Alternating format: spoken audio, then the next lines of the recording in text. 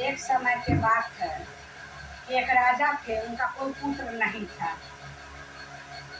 बहुत अफसोस में रहते थे, बोलते थे अरे इतना धन संपत्ति हम राजा करके क्या काम देगा जबकि हमको कोई संतान ही नहीं है।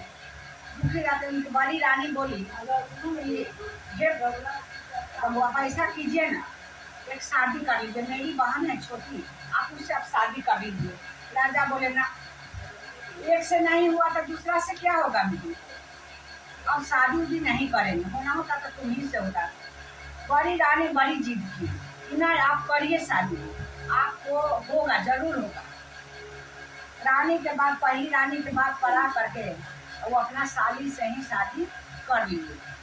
जब शादी करके आ गए अपने घर में रहने लगे, कुछ दिन बाद रानी गर्भवती हो गई, छोटी रानी।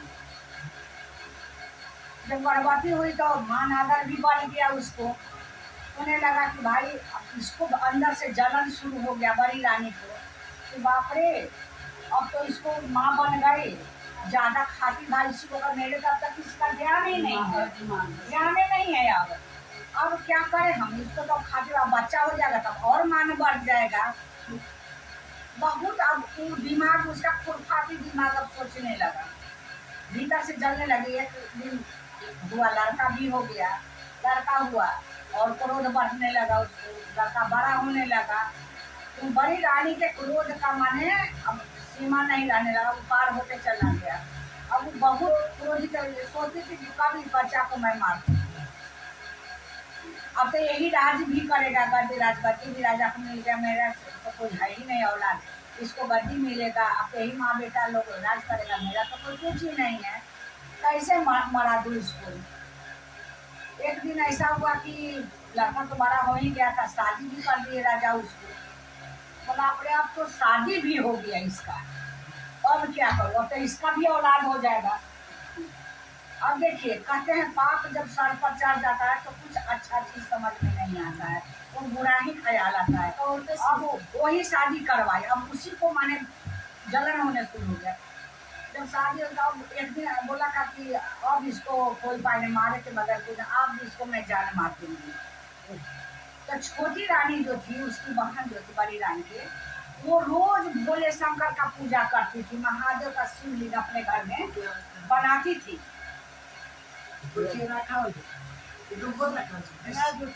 शिवलिंग बनाती थी और बना के नदी में जाके प्रवाहित करती थी, उसके बाद अंडर ग्रहण करती थी, तभी कोई काम करती थी। और प्रतिदिन का उसका ये चीज काम था, बिना भोला के पूजा किए वो कुछ भी नहीं करती थी। तो कहते हैं ना कि पूजा कभी व्यर्थ नहीं होता है, और उसमें भी भोलेनाथ सबसे जल्दी प्रसन्न होना है, यही भोलेनाथ है, समझ गए। और इनके भक्त के कोई बुरा कर दे ये तो हो ही नहीं सकता। ये तो सब लीला देख रहे हैं। एक दिन वो पार्थिव शिव जी का बना रही थी, शिवलिंग बना रही थी बहन, अब बच्चा सोया हुआ था, तो भोरे बड़ी रानी गई या जाकर उसको गला दबा करके लड़का को सुतले में मार दिया। अब मार के निकल गई घर से, निकल गई घर से। अब इधर जब उसकी पत्नी गई, देखी कि पति मरा हुआ है, तो रोने चिल्लाने लगी। उसके बाद ही जाती है खुद से अपने बड़ी रानी, ये भी चिल्लाने लगी अब दिखा करके, अरे मेरे तो लड़का मर गया, क्या करे, अब तो लड़का मर गया, लड़का मर गया, आया करके चिल्लाने लगी। और छोटी रानी जिसका लड़का मरा वो कुछ नहीं सुन रही, सिर्फ भोले को ध्यान में हुआ है, उसको लगता ही नहीं कि मेरा लड़का मर गया, मर गया, हाँ कुछ नहीं। वो जैसे रोज करती थी वैसे ही पूजा किया और जल में जा करके प्रवाहित किया और अपने परिवार बच्चों के सुखी रहने का कामना मांगी। और जैसे वापस वो लौटने लगी तो देख रहे कि लड़का आके पैर छू के प्रणाम किया उसको। जब लड़का पैर छू के प्रणाम किया तब बोलती है क्या रे तुम कहाँ से आ गए, तो मैं तो यही था, खेल रहा था। लड़का बोलता मैं तो खेल रहा था, इन बाग में घूम रहा था। तब तक शंकर भगवान प्रकट हो गए, बोले कि आज तेरी बहन को मैं छोड़ने वाला नहीं हूँ। तेरी बहन ने जान मार दिया, और जानती थी जिसका लड़का मरा उस सब वो पीट रहा था, चिल्ला रहा था, उसको जानती थी कि मेरा लड़का मर गया, लेकिन उसको कोई चीज का अथी नहीं था। तो भगवान भोले पर उनका पूरा भरोसा था, उसको जैसे कुछ हुआ ही नहीं है। रोज के भांति वो अपना वहां से भूली नहीं, हटी नहीं, प्रवाहित जल में करके वापस आई तो बेटा जाके पैर छुआ। तो भगवान शंकर प्रकट हुए, प्रकट होकर के कहते हैं क्या तेरी बहन को मैं जान मार दूंगा, वो पापी तेरे लड़का को जान मार दिया, तो मेरे भक्त को कोई कुछ बिगाड़ दे ये मैं होने नहीं दूंगा और उसका मैं नष्ट करके रहूंगा।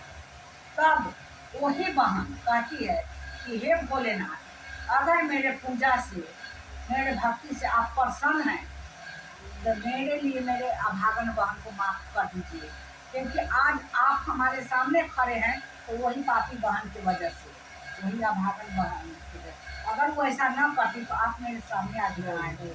हाँ, तो आप मेरे लिए आप उसको क्षमा दान दे दीजिए। तब वहीं पर भोलेनाथ बोलते हैं कि जाओ पुत्री, आशीर्वाद देता हूँ तुमको और उसको भी क्षमा कर देता हूँ तेरे वजह से, तेरे पुण्य की वजह से आज वो भी बच गई, नहीं तो मैं अपने भक्त को कभी माफ करने वाला नहीं हूँ। तो किसी को न पहुँचाते हैं तो कहते हैं कभी किसी का बुरा नहीं करना चाहिए और कभी भक्ति के राह भी नहीं छोड़ना चाहिए। अगर आप भक्ति के राह पर है तो परमेश्वर लगेगा कि कष्ट आ रहा है, लेकिन परमेश्वर आपको ढाल बन के जरूर रक्षा करेंगे। तो ऐसे है मेरे शंकर भगवान। बोलिए शंकर भगवान की जय। हर हर महादेव।